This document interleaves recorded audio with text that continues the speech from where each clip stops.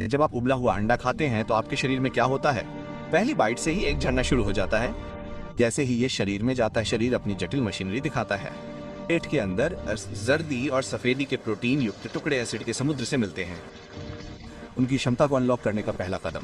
अब आंतों के सूक्ष्म परिदृश्य में गहराई तक जाएं। यहाँ आवश्यक अमीनो एसिड और कोलिन के सुनहरे कण हैं। जीवन के निर्माण खंड अवशोषित हो जाते हैं।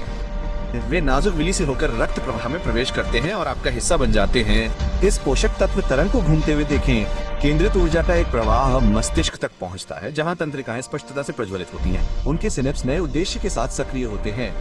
अमीनो एसिड मांसपेशियों तक पहुंचता है, तंतुओं में बुनता है, मरम्मत और मजबूती देता है। आंत में रोगाणुओं का एक ब्रह्मांड पनपता है जो बचे हुए द्वारा पोषित होता है। शरीर एक स्थिर उज्जवल चमक के साथ प्रतिक्रिया करता है, जो निरंतर ऊर्जा का प्रतीक है, कोशिका दर कोशिका। लेकिन इस शक्ति को संतुलन की आवश्यकता होती है। कुछ लोगों के लिए अंडा असुविधा लाता है, पेट में सूजन और पाचन में संघर्ष। दूसरों के लिए बढ़ी हुई प्रतिरक्षा प्रणाली प्रतिक्रिया करती है, हिस्टामाइन छोड़ती है, जिससे त्वचा पर खतरे के संकेत मिलते हैं। आंतरिक प्रवाह पर विचार करें।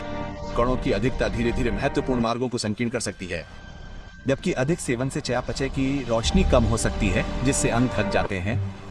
भोजन की कहानी हमारे भीतर लिखी होती है, शानदार पोषण और नाजुक दहलीज की कहानी। ये याद दिलाता है कि हम जो खाते हैं वो हमें सिर्फ भरता नहीं है, वो हम बन जाते हैं, वो हम बच जाते हैं।